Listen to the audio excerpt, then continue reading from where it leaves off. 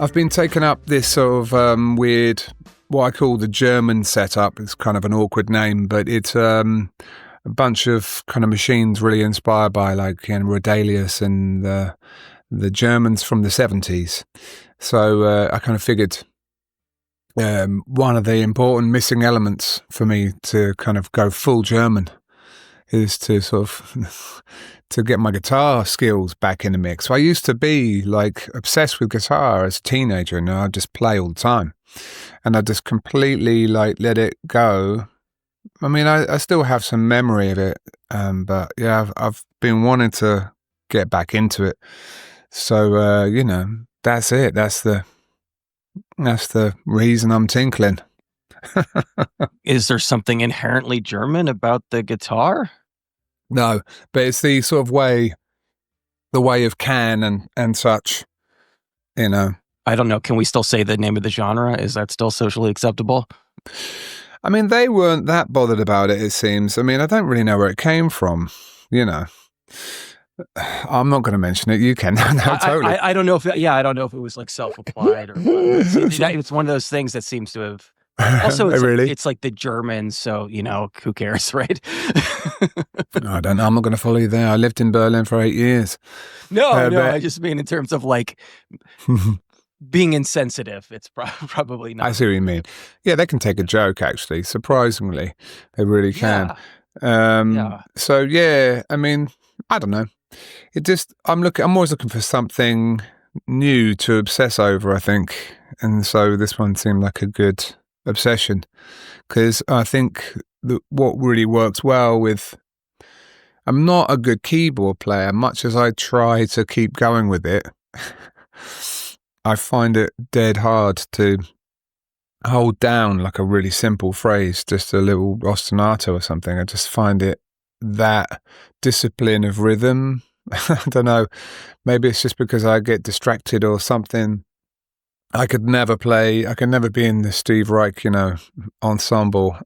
I would fall off. I mean, I can't even play a tambourine and sing at the same time. So, no. I don't know, somehow when I play the guitar, though, I feel like I got better rhythm. So that's good. There's something, it's more conducive. I'm always, the people who can drum and sing at the same time are just completely Yeah. You're right. Yeah, it's amazing. Yeah, there's some skill out there.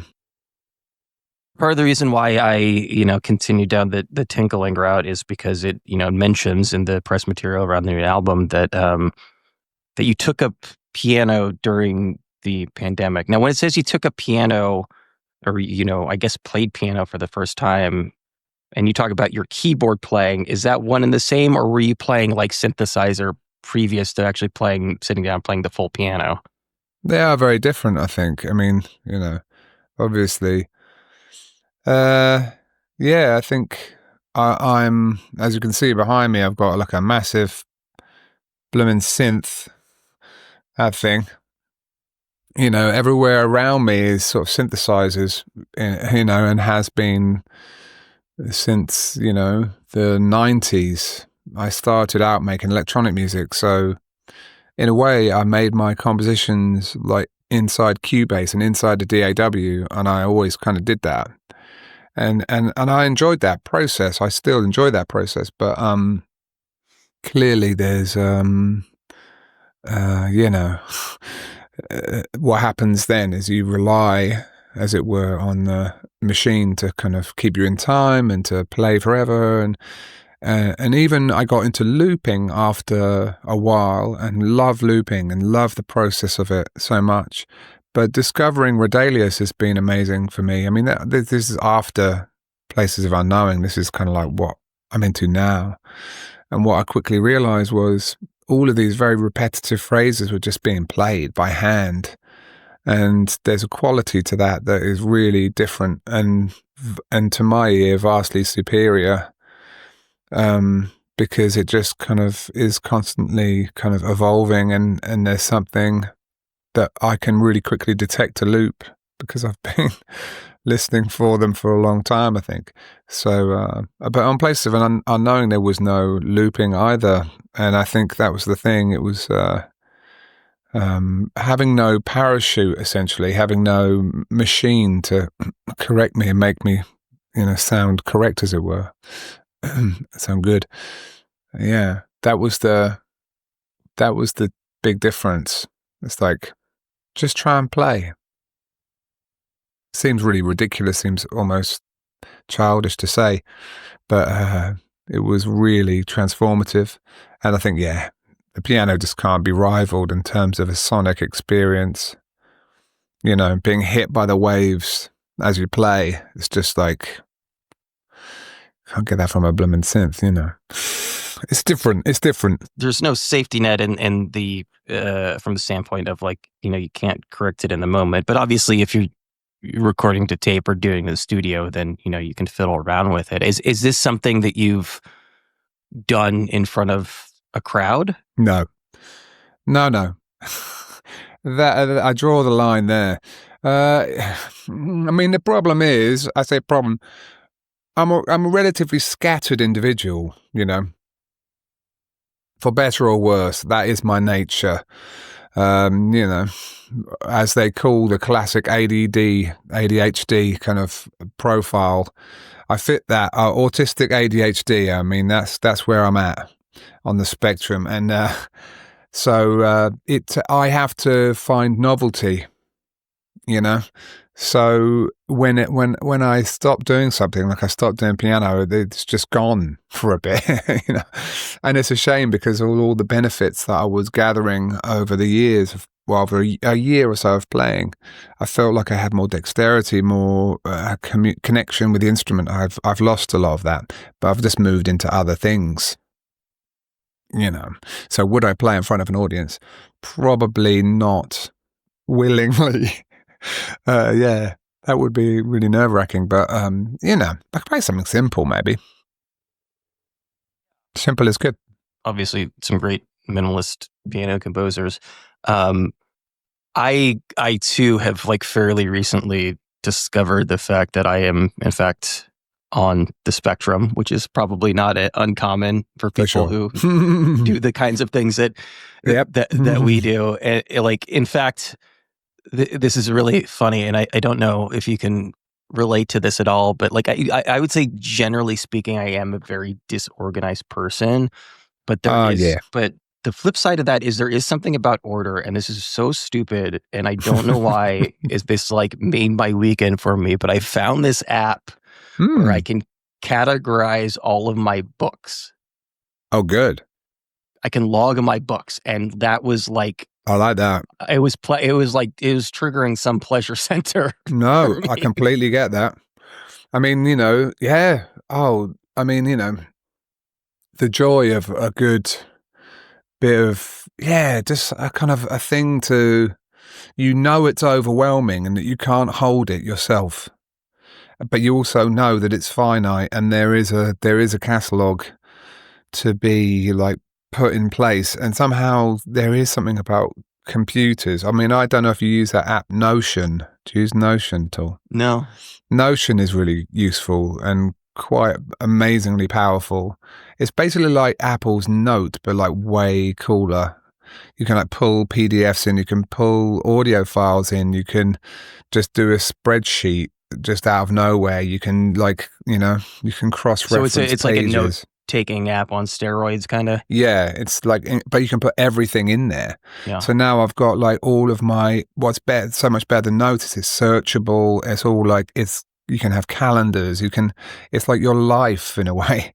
All of your brain, all of your thoughts, all of the archiving of books could exist within it, So and then not only that, but all of you, so I can appreciate the joy of, having a kind of container for the chaos, because it's, just, I mean, it's not that we need, not that it's control, but I think it's sort of, there is an obsessive nature. Like I was cleaning my trainer. We have like a trainer that I do workouts with, and we love that guy. And he just moved into a new place, and the outside of his, his kind of concrete area was really like needing pressure wash.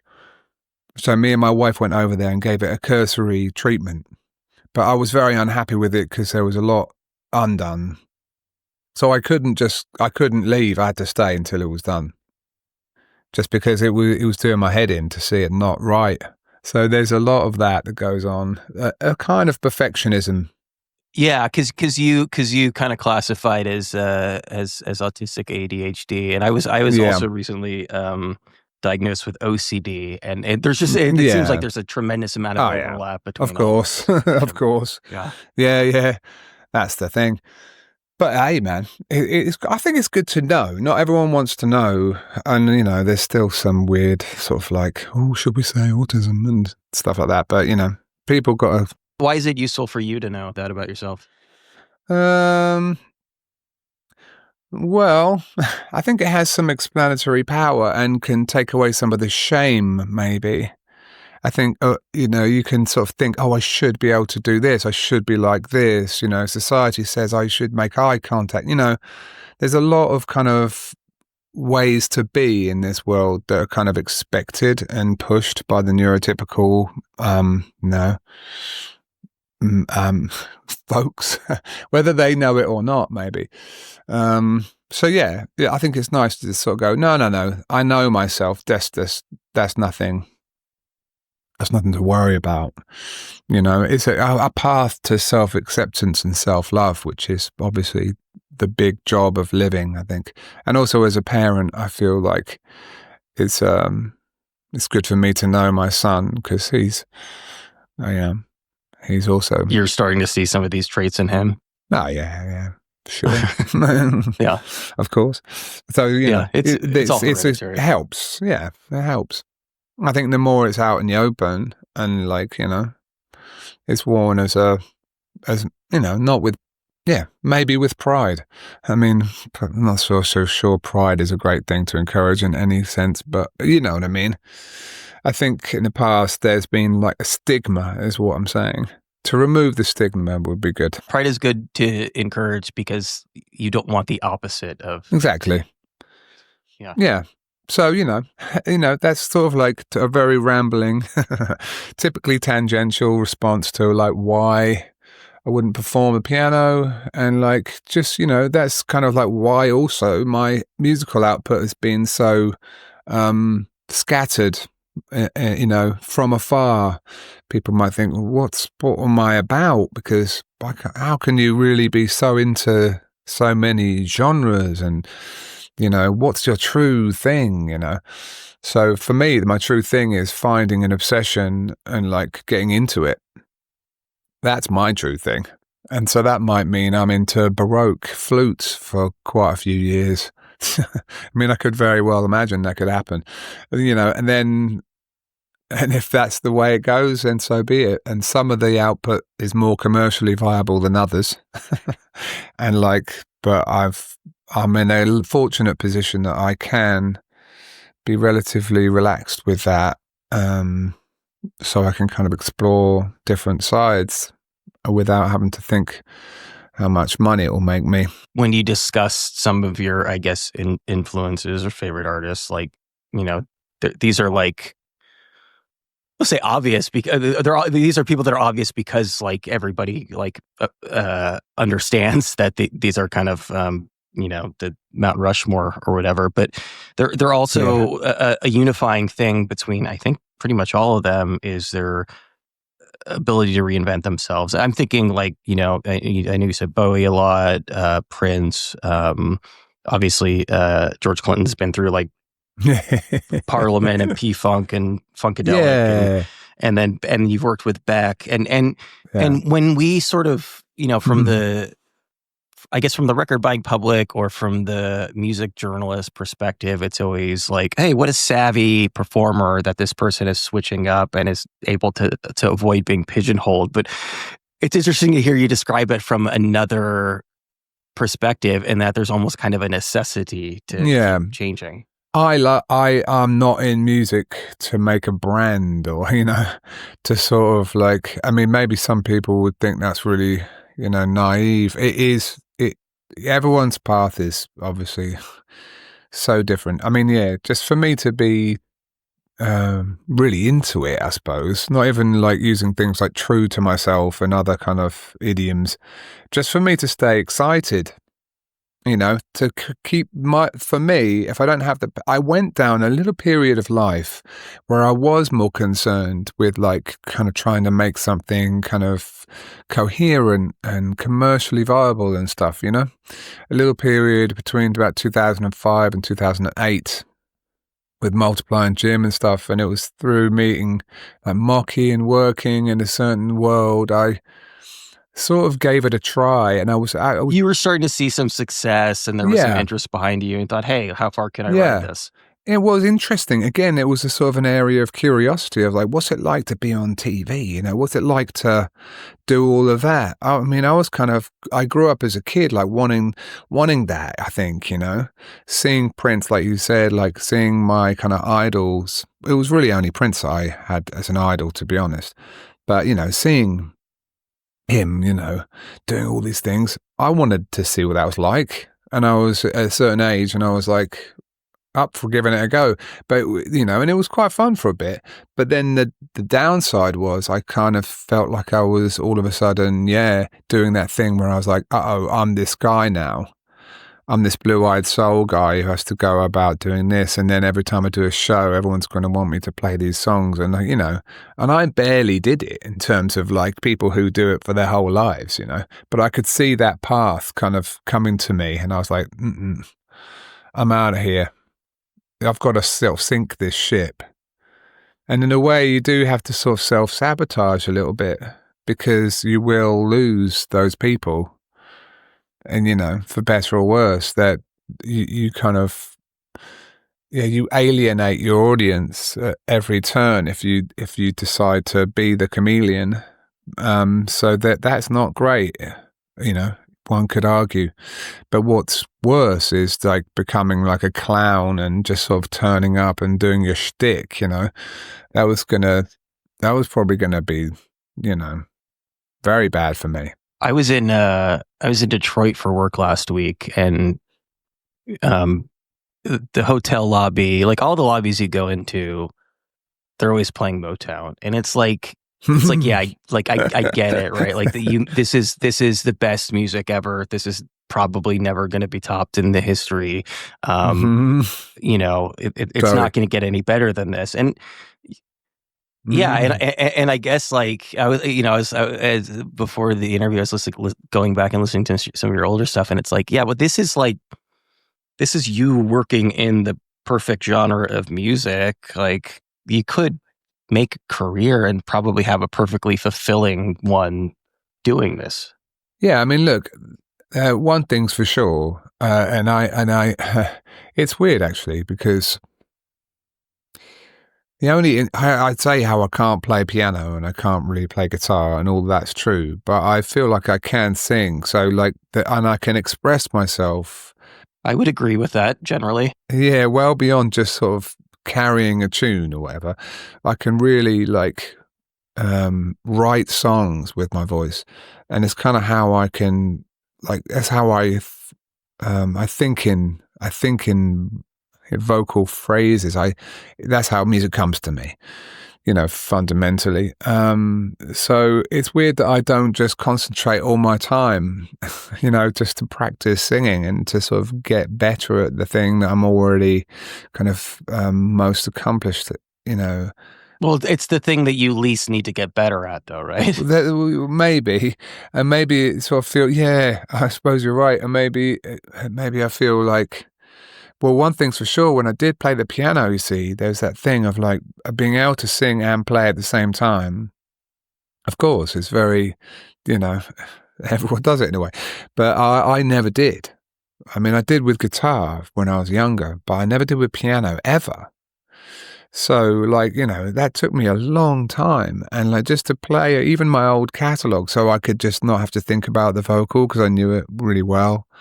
Just doing that was just like a major thrill, and I should get back into it. I mean, I think it's sort of there's this weird thing about practicing. Sometimes I feel like, you should do your scales, you should try to get dexterity, you should try to do this, that, and the other. But really, just playing and singing a song and getting through it to the point where you're like, that was a good one. That was a good take.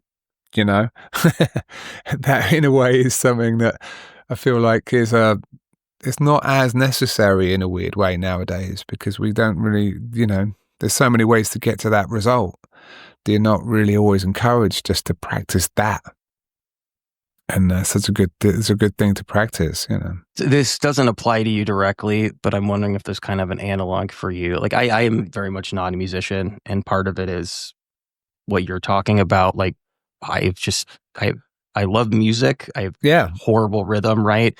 And it's always been really difficult for me to pick up an instruments. But during the, I used to play guitar like every other white guy in the world, and during the pandemic, I was like, this is kind of goofy, but I'm just going to try to play the ukulele, right? It seems like it'd be easier. And I did. And all of a sudden I was like, there's this like atrophied part of my brain.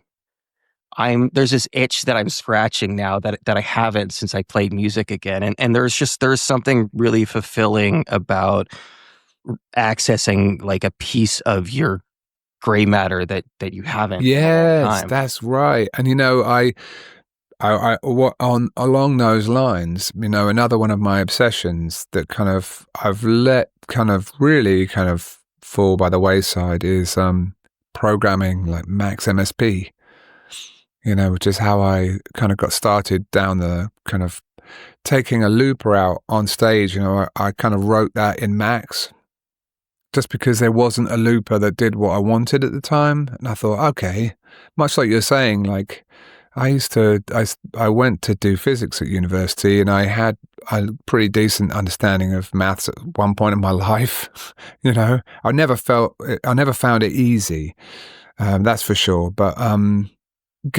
just using that part of my brain again, just going like, okay, how do you do this? How do you move this number to this number? Like, what's the process of doing it? And it was just like going back to school. And I was like, of course, when you leave school, you think, I don't have to do that anymore. But that's one way of looking at it. But something about like, could you maybe find that was training that you had, you spent years of your life doing that, like almost as a bit of respect to yourself, just be like, oh man, like, okay, so let's look at this now and how it could like be, applicable now. Maybe I could get into this. And like, I got super into programming that stuff and got quite good at it for a bit. Oh, not that good, but I did it my way, and I broke down the big problem into all these little. I knew I needed 5 tracks of a looper, so I was like, I need to just make the first one now, and then make the second one adhere to the first one's length. Can I do that? Then can I have global controls and different controls? And so I kind of like had like a list of things to do, and made it kind of piece by piece, and then made sure that it was bulletproof, so when out live it wouldn't crash on me. And it really was an amazing thing in the end. It was so robust. I could do whatever I wanted to the software. I could just like slam the loops in and just do the short. It was so sturdy. And, I opened up for Prince with that, and Bjork and James Brown even, and, and Beck and all these people. Like, I played just like with this looper, and it was really like quite a shoddy affair. It was talk about living in a mess. I walked out on stage once to play before Bjork, and unlike most gigs, it was in broad daylight, because it was outside, and it was I was doing the early opening slot, and like I got a really good look at my setup, almost as if I was a stranger just walking up to the table. And I was like, for the first time when I used that looper, I actually kind of almost got a panic attack, because I was like, what am I doing? Do you know what I mean? It's like I wasn't supposed to look at it like that. And I was like, I'm crazy. It's like imposter syndrome, but like coming at it in a different way. Or maybe I just sort of realized what I was doing, and how like I had no tightrope. I had no backing tracks. I was just like, it was just the risk of it suddenly hit me. It's a bit like sort of like you're always walking on the high wire, and you're like, oh, this is my gig. And then one day you look at it in a different way and go, what am I up to? This is terrifying. I always think of it in like similar. I always think of like Wile E. Coyote. Once he realizes he's off the cliff, Yeah, then that's totally. when he's screwed, right? It was that. It was totally Wile E. Coyote. Exactly what it was. That's a great example. Yeah, no. So anyway, but yes, use your head. Use your head. It's really good. I think it's really important just to, yeah, I know, important. It's if it gives you that thing, if it gives you that itch, like you said, with the cataloguing of the books, whatever, I totally understand that. It's just like, now I've got to like see this through to the end because this is great. And then at last I'll have like a proper archive and it will just be pieces of paper in a weird drawer and like, it's searchable. Oh man, this is incredible. And you start to understand it. And the more you do it, the more like you have to finish it. And that's how that's the way of our people. So I think, you got to honor that in a way because it will make you happy. It won't be just that dopamine hit either. It's a substantial hit. And it's channeling it into something productive, right? Yeah. It is something that is useful in the future. Totally. There's the useful thing, and then obviously that's what's odd about music and art, it doesn't sort of tick the useful box in the same way. So there's a lot of opportunities for shame and guilt to creep in, which is a shame. But the shame and guilt will creep in all over the place. That's sort of I'm a big lookout for that, and just in life in general. I try to sort of realize that the more I have that, and I can pass it on, and the perfectionism, the dark side of it, it's quite a real thing. Can lead to really bad things for younger kids. So it's important to pay attention to your own things like that. But keep the passion, keep the passion alive. Sometimes I see like musicians and think, man, you look so young in a way, and I feel like, yeah, because they're doing what they love. They're sort of like, they're not unhappy, It's like a stupid thing, but it's like, what are we doing here they're also anyway? like not working in the field and they're not, exactly working in the factory. Yeah. Well, no, for sure. I mean, you could put it, I mean, they might not be well off though. It's not a given that just because of that, they're living the high life. And, all I'm saying is it's better to be poor and doing what you love than to be poor and doing something you hate. But I mean, obviously that's a very idealistic position and like I'm not, I realize how lucky I am and the privilege and everything as well, of course. You could say that because you're not poor. Yes, but I have been. And doing the music and like living in Berlin all those years. And I remember because I had a record advance from Warp Records when I signed to them. And I spent it all before I moved to Berlin, basically. And I think it's the only time in my life where I had a legitimate panic attack because I was like, here I am in Berlin with a girl that I actually didn't want to be with anymore. But I was living with and like had no money because I spent it all and there was no prospect of any money because I didn't really have anything I could do. I wasn't playing shows or anything. And like, it just suddenly hit me like, oh, I actually didn't think about this.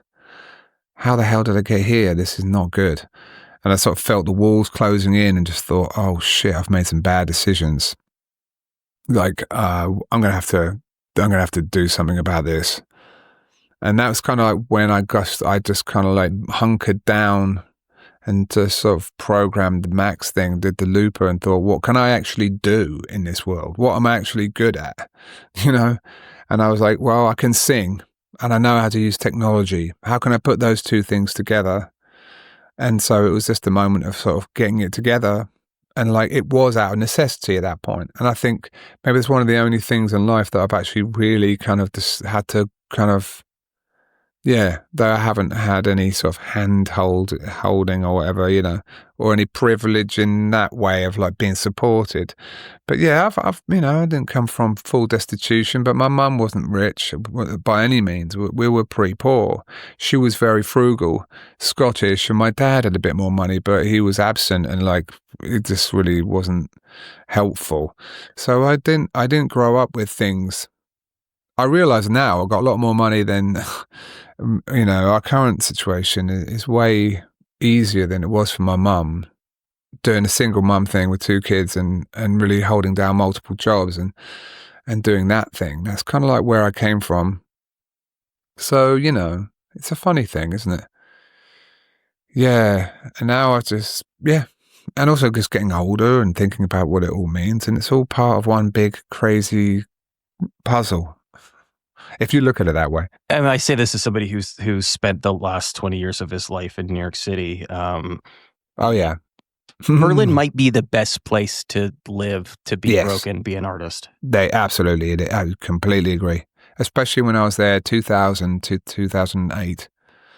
My rent was expensive. People would laugh at me how much I was paying, but it was like 500 euros a month. You know what I mean? That's nuts. And like I had my studio was like a couple hundred.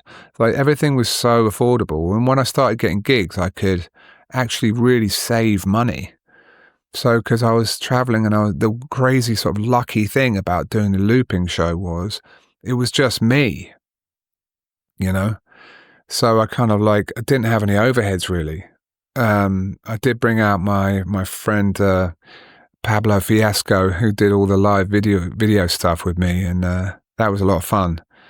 And I know, but yeah, very very lean and a good way to sort of save some money. So actually, once that kind of ball started rolling, it was really that's kind of like how I made my living, and so kind of like how I bought this house here in Nashville was the money that I'd made from playing live, and a lot of it just from playing with a looper, which is solely crazy. So I quite like that happened. I mean, it's weird to think about now. I don't really think about it that often, but yeah, it's funny how things go. And obviously that was very much a timing thing. Now everyone and their dog's looping and everything, but back in those days, there was no one. It was really just, there was no one out there doing that, that's for sure. I mean, I got inspired by Matthew Herbert. He kind of really gave me the idea in a way to build a show off loops, because he would tour with like these little Boss delay pedals and just sort of hold sounds, and they would kind of like clang around, and it was fun, and it was really visceral, and I was like, oh, this is fun, isn't it? Then guitarists and like I'll be playing with would like loop their guitar, and I was like, this is amazing. I just loved hearing the guitars looping. I just felt like it was like such an amazing world. And so, yeah. Funny how things go. It really, really is wild to me. And like, again, I wouldn't, nowadays, like there's so many options, and it's the price of progress, isn't it? You can do pretty much anything now, but in those days, the limitations were quite useful, I think. So if I'm understanding you correctly, the whole kind of one-man band thing came to a certain extent out of necessity. It did. It really did. I mean, yeah. I kind of really had to have a hard look in the mirror and go, God, how can I do this? Because I'd grown up and I'd been making music with Christian Vogel and some like real heavyweights in techno and electronic music. They were way better at doing live shows than I was. I saw Christian like put a show together in a couple of hours. Like he was just a beast on Octamed, and just like he was a pure sort of, he was actually taught me a lot, Christian. I got a lot of respect for him. He's just, he's the real deal. And so, yeah, that's the thing. Playing with him, and like, it was intimidating, I was like, I can't do that. It's not the way I think. Like, so yeah, making the looper was like, and then practicing it and going out and doing, thank God I was also in Europe. Say Berlin was a great place to be, but also like, hats off to places like Holland and Belgium and stuff that would just let me come and do like really shoddy, weird improv gigs. There was no one there, but I got the mic, they gave me a chance, and they were just like, yeah, sure, go for it, And like, thanks to those bits of exposure, I kind of learned my craft. Like, and I feel like now I live in America, I don't think that exists here. I just don't think you could do it. You might be able to. maybe in the college scene or something. There's probably ways, but it just feels like a lot harder here. You know, just it was a welcoming world that I was in, encouraging, I would say. So that was huge. You first got on my radar when I was in college, and I, was working at the radio station, and the woman that I was dating at the time had a electronic show. And I'm not a big electronic music fan, but because of her interest, like she was just like everything warp. She's everything warp, and I was like, oh, this is like something. Like your music, this is something on warp that, like, that I can kind of, that I enjoy, and it always struck me as like a weird fit. But now, if I'm understanding the timeline correctly, you sign in advance to warp, and then you kind of put your act together. It sounds like. Wow, I'd done an album in 1999 for basically a friend when I lived in Brighton. I was doing all this music with Christian and stuff. There's this great guy, Hardy Finn, and him and Paul Fowler would run this kind of obscure record label called Spy Mania. And Spy Mania kind of had put out the first sort of Square Pusher stuff. And because they all went, well, Hardy went to school with Tom Jenkinson. They were kind of they'd known each other a long time, but it was a path to get to Warp Records because Spy Mania was on their radar, and so I wanted to do a record for Hardy, partly because I just really like Hardy, and he had amazing music taste, and I just thought I was going to do this almost like mixtape for him and just do something that I thought would be up his street, just like a real all over the shop kind of thing, from clicks and cuts, kind of weird tracks to, a bit of R&B almost, And so I just did this album called Muddling Gear, and that was kind of like what got me on the radar at Warp. And I think it was most specifically when I did this song Daddy's Car, which was kind of like almost a spoof R&B song in a way. But it wasn't. I was really into it. I was just like, oh, this is cool. I liked it. But that I think that kind of got them thinking, got him excited, thinking, ooh, here's a singing electronic guy, and maybe that's something for Warp, And I think that was when Rob at Warp Records was still alive. I don't think Steve Beckett would have signed me, probably. I was quite an odd fit on Warp. When they do like retrospectives of Warp, it's always Aphex and Ortega, and like I'm never mentioned.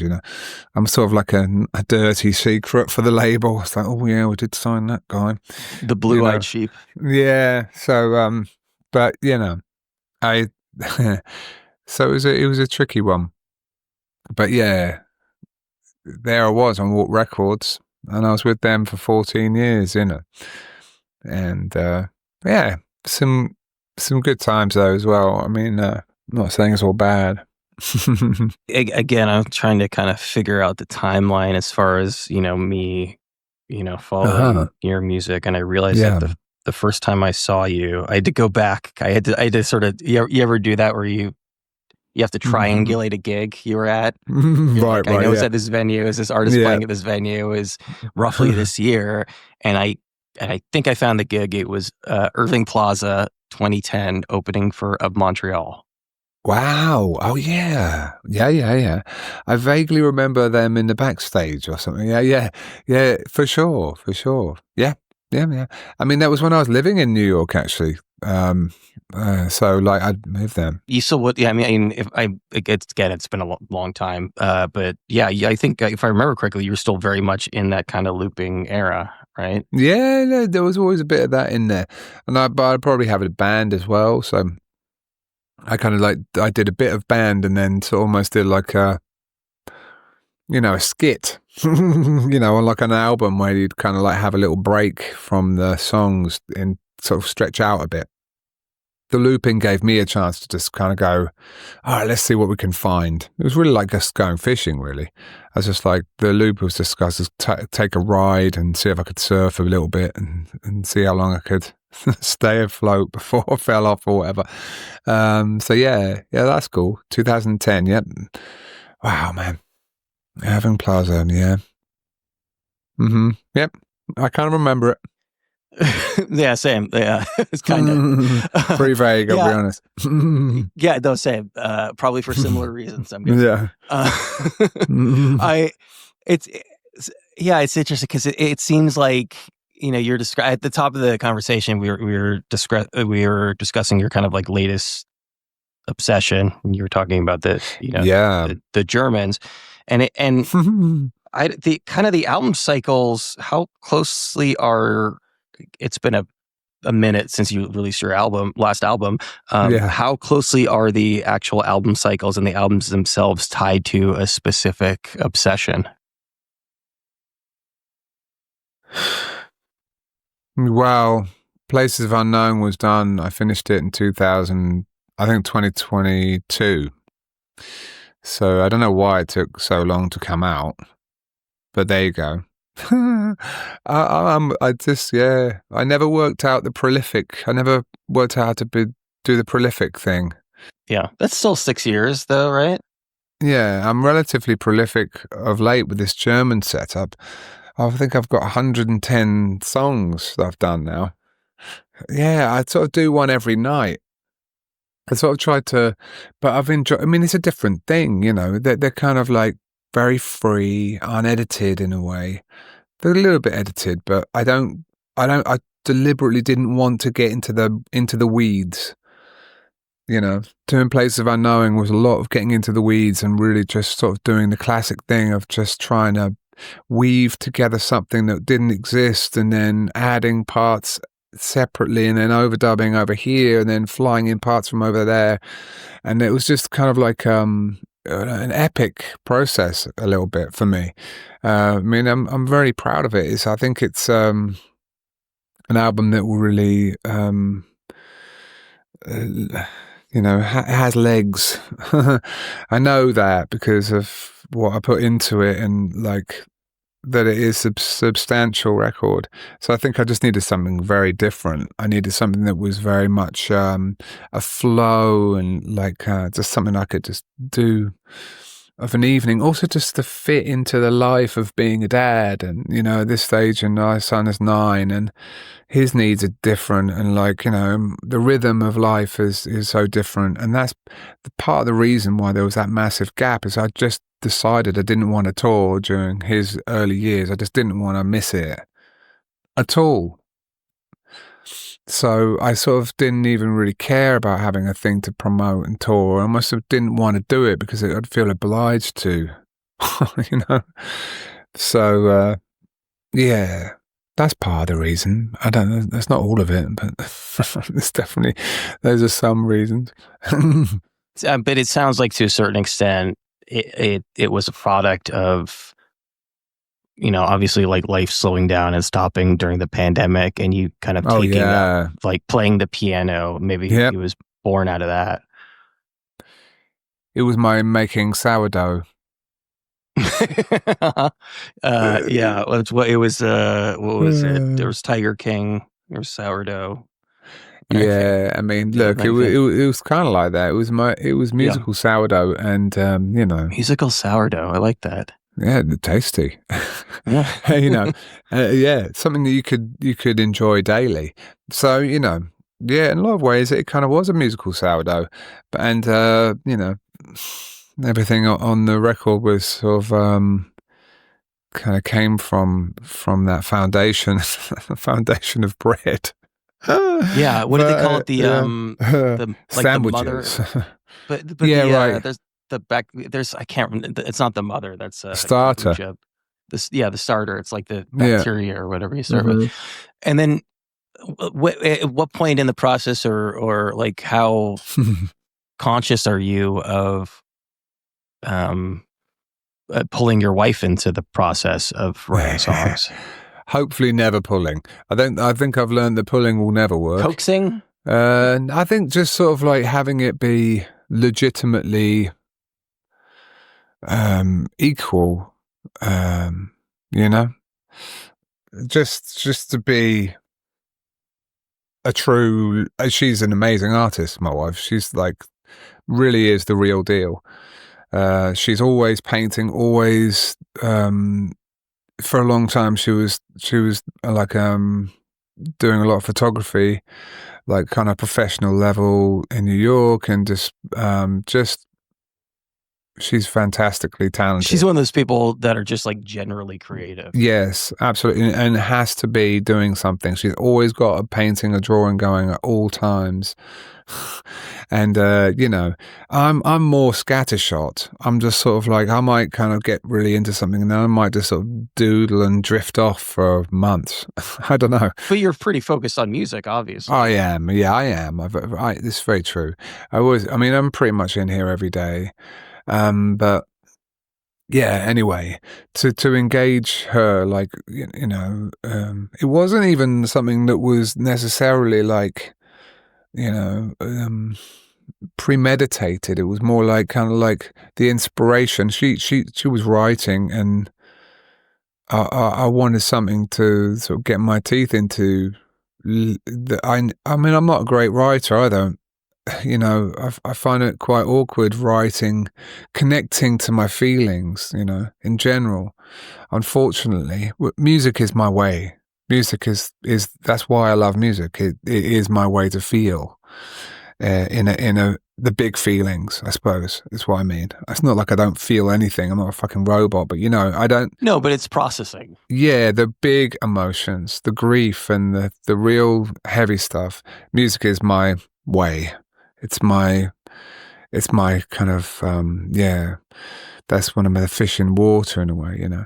So, and it's almost like I'm a different person or something. It's like a different persona, different me. So, and then, you know, Lindsay is, she loves music and feels it, can easily tell me when I'm, you know, she can produce me easily and has done as well. Like just saying like, come on, you can do better than that. Or like, you know, she just knows like what can be done and like what. Producing you the way like a football coach produces. Yeah, it's just like, come on, do it again, please. She knows that I can sort of, she knows my ways as well. So she can kind of shake me out of some loops that I get into.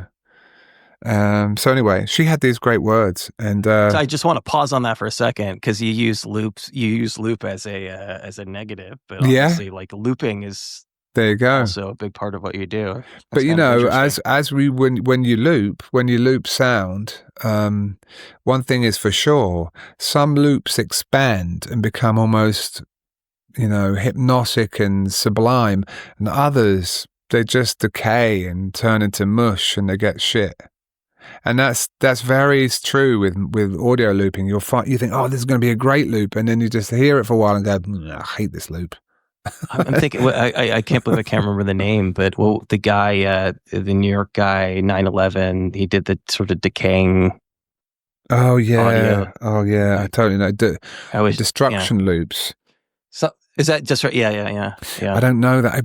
I was going to say Bukowski, but it's most certainly not Bukowski. It was no. He did. He definitely did. Bukowski did destruction loops, but it was Basinski. It's Basinski, isn't it? Yeah, it's Basinski. But yeah, not Bukowski, Basinski. But then I wasn't aware of that. But yes, but that's something different though. That's actually yeah. That was art in its own. But yeah, that's more like just like, that's almost just like looking at leaves rotting and just kind of the magic of the way things are made, almost seeing things fall apart in slow motion, kind of incredible. But yeah, you know, of course, loops can be terribly bad. I mean, that's the obsessive mind though. Yeah. When the obsessive mind is caught like in the wrong way, it's like a kind of a terrible waste of time almost. And you know, that hurts when you really realize I've been so obsessed with this. Yeah. And it was just so easy. Just if I'd had a little bit of ability to just step out of the room, even for a day and come back, I would have realized that this idea was not worth pursuing. not If in a I could have bad taken that way. energy and channeled that into Yeah. something productive. There was an amazing documentary about Gerhard Richter, and I can never find it again after we watched it. And what was really cool is it was a certain point in his life. Obviously, he'd been through various processes, but he'd take like the canvases. He'd just take primary colors, and he'd make kind of swaths of kind of energy, and then he'd kind of paint out, and then like he would just do those really quickly, just really like obviously trying not to think or getting out of the way, basically, that good thing when you're out of the way and you think, oh, I'm not doing it. Yes, it's not me. You know what I mean? The best creative things you feel like, Yeah, I didn't do channeling the that. muse. Yeah. And that's a real thing. And so he was there doing those as best he could. And then he'd walk away, and I think it was like 5 days or a week before he'd come back and look at them again. And then of course he could just go, no, no, yes, yes, no. The system was kind of like, no, Gerhard? Because they were like, but that's money, you know. But he's like, I don't want those though. That's not right, you know. Sorry. I mean, even the canvas alone was probably $5,000 for each of the ones he said no to. I'm sure he could just use them again, but he probably wouldn't. So, that there's this that kind of thing, but just the joy of just being able to not kind of go to do things in the right way, where you think, I'm going to do the first step, walk away so I have perspective. And what an amazing gift perspective is, because you can just be like, oh God, this section was never right. And I was trying for so long to make it right. I could have just cut that out and just done another thing, but you don't know that at the time. You can't see it. And you feel like you could tunnel your way through. Yeah, Sometimes exactly. it's good to not have that insight, because you wouldn't finish anything if you had that. Well, no, completely.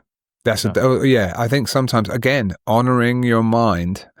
It's like, if you're feeling like you're not going to be able to sleep at night if you don't like really grind it out and try it as hard as you can to make it work, then you probably ought to honor that a little bit too. Because otherwise you'd be a bit of I'll be a moody dad, like preoccupied and like thinking about it all the time. So I kind of have to just do it. Otherwise that's going to stay with me. So, I mean, yeah, I can't do the Gerhard thing very easily, but it would be nice. Reading up on the album, you cite Bowie as an influence. Again, obvious, because like Bowie influenced everybody because he's Bowie. But you also, you mentioned David Sylvain, and I don't know if Japan just, I don't think they broke here in the same way. And they're one of those bands that, I kind of like know existed, but never really dug into. Like, what am I missing out on, and why was that so influential on this set of songs? I don't really know if it was, to be honest. I think that was more the biographer's words. I think they were like thinking that the music kind of gave them David Sylvian vibes, which is fair, because I think, say, songs like Inner World, they have that kind of indigo hue, like they're quite mysterious, and I'm kind of wandering through the woods at night. And that's kind of like the vibe of the David Sylvian thing. He's like very much alone, it's like a David Lynch thing. There's like a hard light in his face, and he's like a kind of lost soul in this world. And, there's a lot of that spooky kind of thing in that music, kind of very like feeling like you're walking through the streets of Shibuya and everyone is moving fast and you're moving slow, you're just different and disassociated from things. And, I'm hearing the Twin Peaks theme in my ears right now. Yeah. It's sort of like that's what I get, that maybe is the through line between the David Sylvian and this. I think there's definitely some moments on Place of Unknowing where I am genuinely in a place of unknowing. I tried to get to a place where I didn't know what was right or wrong. I didn't have making the Motown stuff. You've always got a reference point. You can go, oh, is the other drums sounding like heavy and right, as it were. But when you're not using any reference points really like that, then it's definitely a lot more like you're in the wind almost. You're just kind of like, all right, I guess we're just going with this. or trying to chase something down that doesn't really come from that place. It comes from a different place.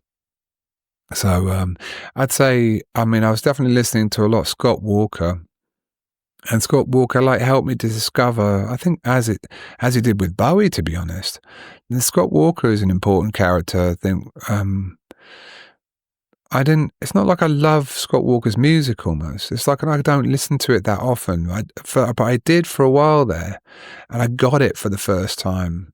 And I love it feels that. like it's structured more like a piece of like modern classical music than a pop song. Oh yeah, and he'll play with some real dissonance and just his creepy way, that creepy croony thing he has. It's very creepy in a way, you know. But there's something quite majestic as well. Like he's got this very sort of because of the era and because of the way that, you know, the vocals kind of had this sonorous quality, this carrying quality. Like I thought, oh, that's something in my voice I've not explored. You know, this having like concentrating on like just enunciation of a different era almost. You know, the way that it was a bit more theatrical, like and that obviously there's your Bowie. You know, so much of that kind of playing with it and playing with the theatre of it and like embodying the lyric that way by becoming more involved in that theatre. Not to say that it's not genuine, you know. I just feel like any act of singing is strange because we don't do it. It's performative. Yeah. I mean, if I broke into song right now, it'd be really strange. You know, I could do it, but then it would, you know, we just don't do it. And we're not living in a musical. So I think, no, seriously. Although sometimes in our house, it does feel a little bit like that, I'll be honest. There is a lot of singing going on, just silly songs. But, you know, so yeah, in a roundabout way, hey, David Sylvian is amazing though.